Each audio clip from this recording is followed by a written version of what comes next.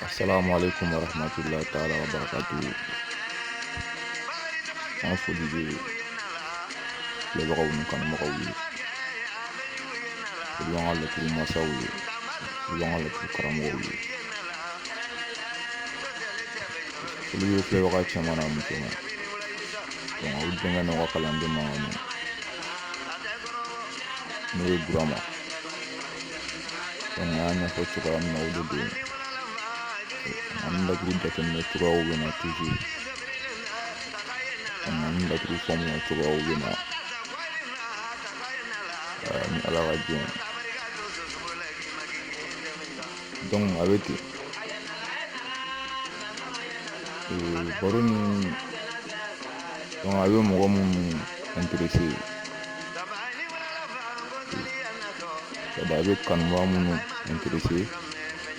Donc olu b'a lamɛn. U ka faamuya u t'a kɔnɔ. Comme an tɛna taa niveau jan na bi. Donc an bɔkun ye ka dakuruɲɛ fila fila fɔ toujours. Donc an bɛ Badara Ali kan. Donc an y'a bila bɔgɔ la. Inch'Allah donc an bɛna taa sira fɛ k'a lase ni Ala ka jɛn ye. Donc Badara Ali n'a kelen pe n'a bɛ sira kan. Donc an ka dɔn k'a bɛ jigiya sira taamaw bɛɛ lajɛlen kibaruya. U ka kuma nin faamuya. C'est à dire jigiya sira bɛɛ. Fɛn o fɛn. N'an jigi bɛ da kan. C'est à dire k'an bɛ démarche kɛ o fɛn masira nɔfɛ. Badara Ali a kelen pe sira bɛ na k'olu kibaruya. I ye n faamu jigiya sira taamaw. Donc a bɛ na nkɔ tuguni ka na ɲɔgɔn ye kow. I ye n faamu bɛn ɲɔgɔnmayaw, ɲɔgɔn faranga ɲɔgɔnmaya kow. Donc a démarche bɛ tali kɛ olu la. I ka kuma nin faamuya. Ɲɔgɔn dalajɛ kow, ɲɔgɔn faranga ɲɔgɔnmaya kow. En même temps ɲɔgɔn ye kow. Badara Ali démarche bɛ tali kɛ olu la. I ye n faamu jigiya sira bɛɛ. A kelen pe sira. Donc o kibaruyaw bɛ bɔ a kɔnɔ. En même temps Badara Ali kelen pe sira. Et puis a bɛ jigiya o fana kibaruya jigiya minnu bɛ sira fɛ. C'est à dire jigiya minnu bɛ nalen. En même temps taamakɛ laturu. Badara Ali kelen pe sira. Donc c'est pas mauvais. I ye n faamu kibaruya jugu tɛ. San n'an bɔra n'a ye sira la donc an bɛna masaya la. Badara Ali kelen pe n'a bɛ so 10nan kɔnɔ. Donc c'est à dire donc k'a bɛ ɲɔgɔn ye kow. I ye n faamu ɲɔgɔn dalajɛ ɲɔgɔnmaya kow. Faranga ɲɔgɔnmaya kow. Bɛn ɲɔgɔnmaya siraw. Donc a b'o kibaruya service kɔnɔ. Baaradaw kɔnɔ. A kelen pe masaya. I ye n faamuya. Donc a bɛ jigiya siraw kibaruya toujours. Baara siraw kɔnɔ, baaradaw kɔnɔ. Donc a bɛ ɲɔgɔn kanfɔw kibaruya. I ye n faamu bɛn ɲɔgɔnmaya siraw. Baarako ciw kɔnɔ.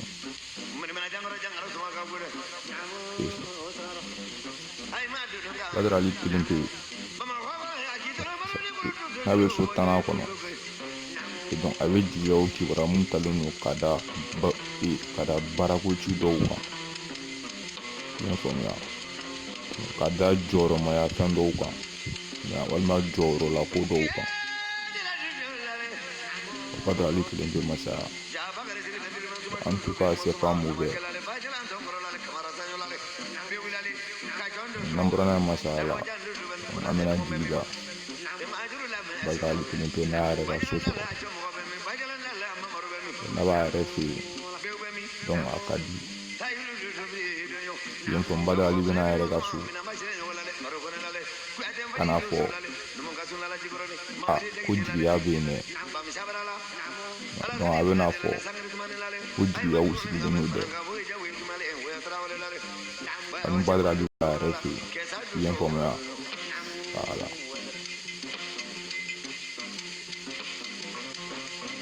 a bɛ jigiyaw sabatili le ko fɔ quoi i m'a faamu en même temps jigiyaw basigili donc a bɛ jigiw sigiliw kibaruya a Badrali kelen pe n'a b'a yɛrɛ fɛ yen kɔni i m'a ye donc en tout cas c'est bon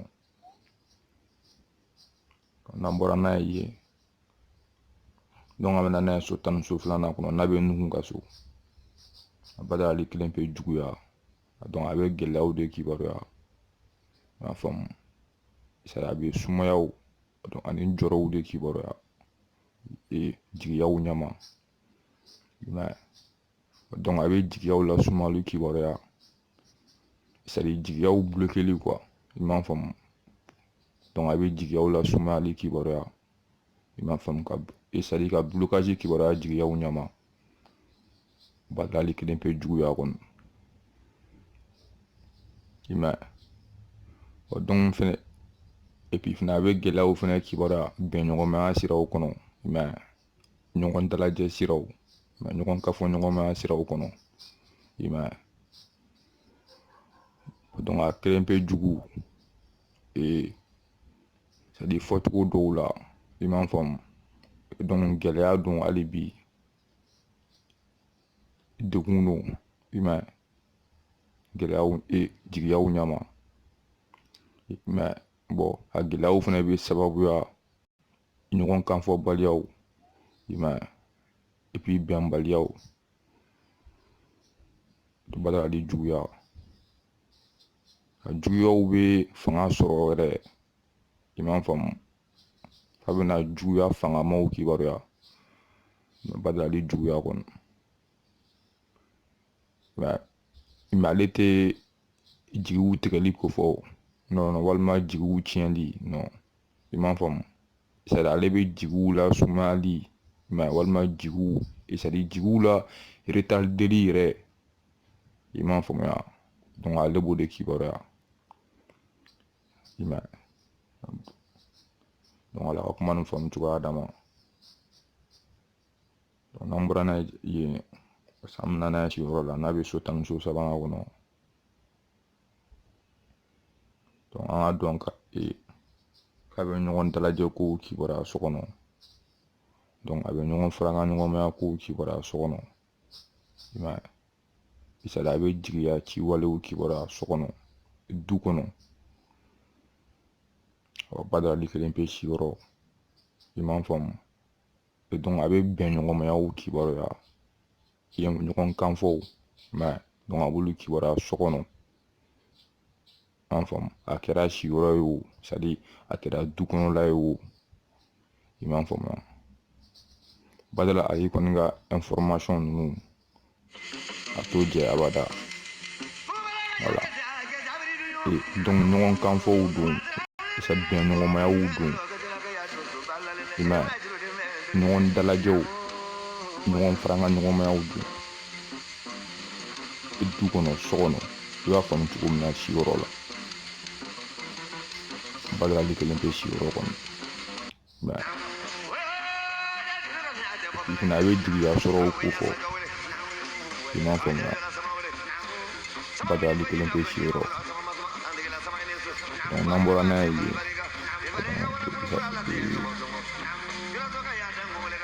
an bɛna n'a ye so 14nan kɔnɔ n'a bɔra tɔntigi fɛ yen wa Badara n'a bɛ nafolo la donc a bɛ jigiyaw de kibaruya nafoloko sɔrɔw ɲama quoi i m'a faamu c'est à dire a bɛ makɔnɔliw kibaruya nafolo sɔrɔw ɲama i m'a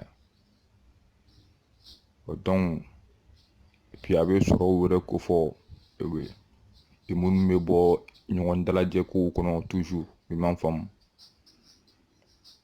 en tout cas c'est pas mauvais non Badrali kelen pe nafolo non a tɛ gɛlɛya kibaruya nafoloko siraw kan en même temps a tɛ datuguni kibaruya nafoloko siraw kan non jamais i m'a ye toujours an ka dɔn ko jigiya siraw de don i m'a faamu makɔnɔli siraw de don i m'a ye et puis ɲɔgɔn dalajɛ kow ɲɔgɔn faranga ɲɔgɔnmaya kow don i m'a ye bɛn ɲɔgɔnmayaw don et puis fɛnɛ n'i ko k'i b'a la kuma wagati nataw kɔnɔ donc an ko so 14nan fɛnɛ ma k'a bɛ kuma wagati nataw kan donc o canal fɛnɛ kɔnɔ i b'a dɔn i ka bɛ bɛn ɲɔgɔnmayaw ni ɲɔgɔn dalajɛ kow i m'a faamu makɔnɔli siraw kibaruya à venir i m'a ye donc an bɛ bɔ yen san bɛna so 15nan kɔnɔ Zumana yɛrɛ fɛ yen Badara Ali n'a bɛ so 15nan kɔnɔ donc an k'a dɔn k'a b'an ka makɔnɔliw de kibaruya kɛnɛ kan i m'a faamu donc a bɛ jigiya kow kibaruya kɛnɛ kan i m'a ye et puis ɲɔgɔn dalajɛ kow c'est à dire ɲɔgɔn farakan ɲɔgɔnmayaw ɲɔgɔn dalajɛw bɛn ɲɔgɔnmayaw o don an ka dɔn ka wolo kibaruya kɛnɛ kan i m'a faamu et puis fɛnɛ i Badara mɔgɔ caman kɛlen don ka Badara Ali faamuya ni gɛlɛya de ye i m'a ye donc c'est à dire an k'o yɔrɔnin fɔ mais mɔgɔ caman kɛlen don k'a faamuya ni gɛlɛya ko nin yɛrɛ de kosɛbɛ c'est à dire n'a nana sira kan u b'a fɔ ko gɛlɛya bɛ sira kan et puis n'a nana kɛnɛ yɛrɛ fɛnɛ kan ko non ko gɛlɛya b'i ka kɛnɛ kan mais n'a nana masaya fɛnɛ la o kelen don donc a faamuyala ni gɛlɛya ye kosɛbɛ i m'a ye mais e ka kɔlɔsi kɛ hali bi c'est très important donc Badara Ali kɛnɛ an ka dɔn ko ɲɔgɔn dalajɛw don c'est à dire ɲɔgɔn farakan ɲɔgɔnmayaw don donc jigiya siraw don en même temps an ka makɔnɔliw don mais laturu kɛnɛ kan tu vois donc n'an bɔra n'a ye kɛnɛ la Badara Ali n'a bɔra so 16nan kɔnɔ a bɛna n ko tuguni ka na an ka makɔnɔliw de kibaruya laturu laban na mais donc a bɛ jigiya siraw ye kibaruya toujours i m'a ye donc laturutigi donc c'est à dire a k'a dɔn a ka laturu ŋaniya laban makɔnɔliw bɛ yen et puis jigiyaw bɛ yen i b'a ka kuma nin faamu bon ɲɔgɔn dalajɛ kow ni ɲɔgɔn farakan ɲɔgɔnmayaw bɛ yen i m'a ye donc o ye Badara Ali kelen kelennin ye a kelen pe laban o fɛnɛ c'est pas mauvais non kibaruya jugu tɛ voilà donc an ko an ŋaniya ka bɔ joona ka nin dakuran fila fɔ Badara Ali nacogoya dɔw kan